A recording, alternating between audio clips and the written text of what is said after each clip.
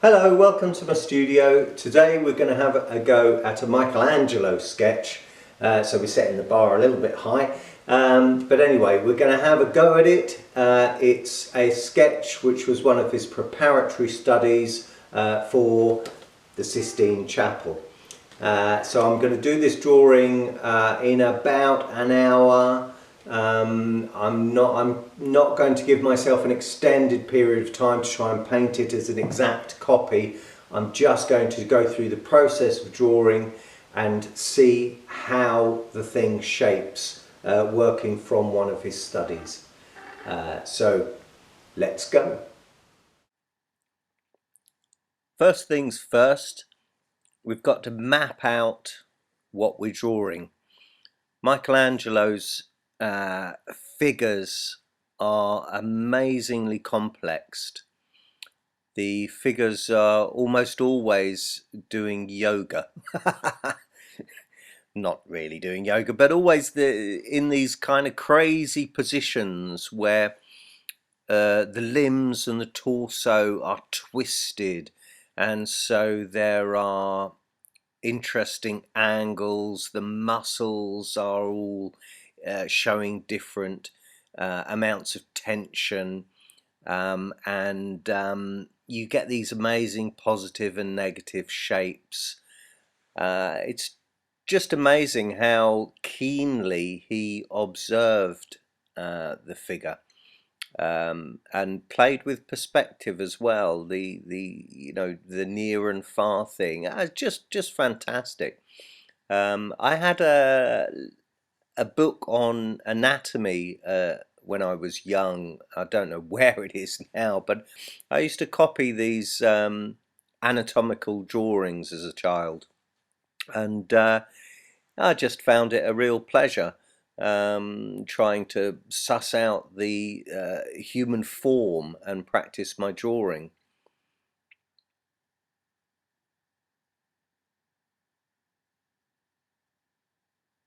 So you may or may not see the very faint lines that I put in place before putting any detail in.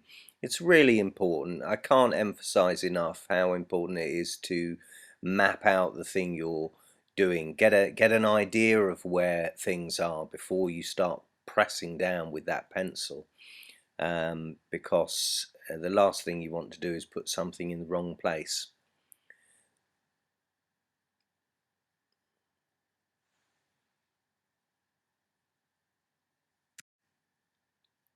Pencil drawing is, for me, really, it's all about pressure. There's so much description um, in possible, should I say, so much description possible in the pressure in which you press the pencil onto the paper, the lighter or the darker the line. It can deliver much more detail than shading. Shading is when we shade very slowly with a pencil, as a lot of people do, it's quite kind of photographic, and you can smudge those lines to make these very even greys. But for me, personally, I like to see the marks of the pencil on the paper. I like to see the drawn line. I like to see where the artist has investigated, where is this thing, and all those little inaccuracies add in the end to the delivery of the sort of three-dimensional form, if you like. They underpin what's actually there. If you look closely at drawings by Leonardo da Vinci or Michelangelo or any of the great masters, any of the any great artist, you will see that the drawing process is an investigation rather than a statement. So we're looking all the time, and we're making estimations or guesstimations as to how far one thing is away from another. And as we get more information down on our drawing, so we increase the number of reference points from which we can work. And that's why it's good to move around a drawing all the time. So you're going from A to B, from one side of the drawing to the other side of the drawing, because that's the best way to get those estimations or guesstimations right.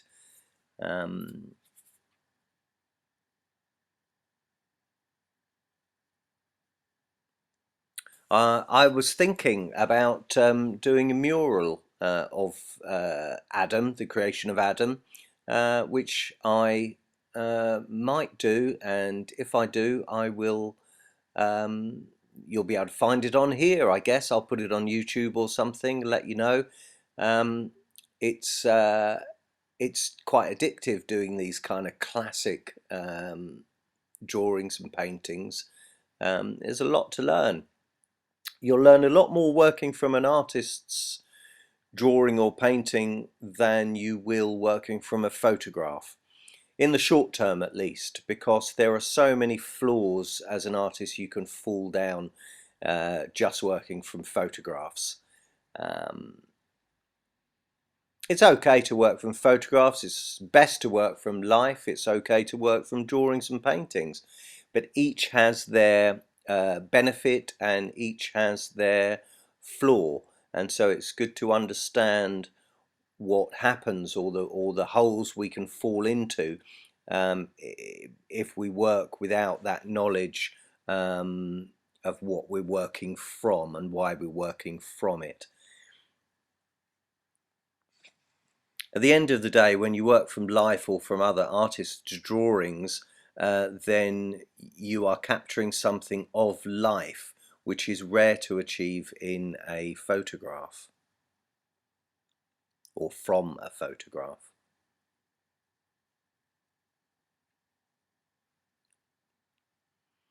So it's coming together now. I can't remember how long I took to do this drawing. Maybe it was a couple of hours at a guess. Um, if that, probably, yeah, probably not that. Anyway, something like that. So, be quite confident with your mark making. You could easily spend, days on a drawing like this, but there's not going to be much benefit from spending too long on it. You can stiffen up a drawing spending too long on it.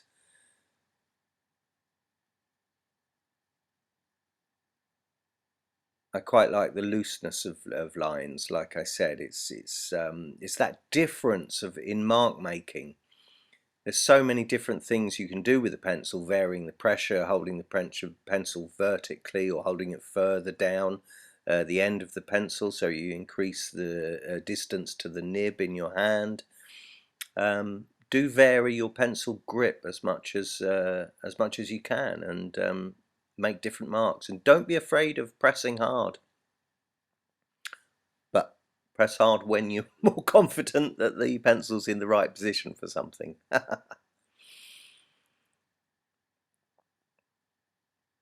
It's amazing how much shape is in just a torso. There's so much information there. It's incredible. Michael Angelo was clearly a bit of a master at this business, but we all knew that, didn't we? Uh,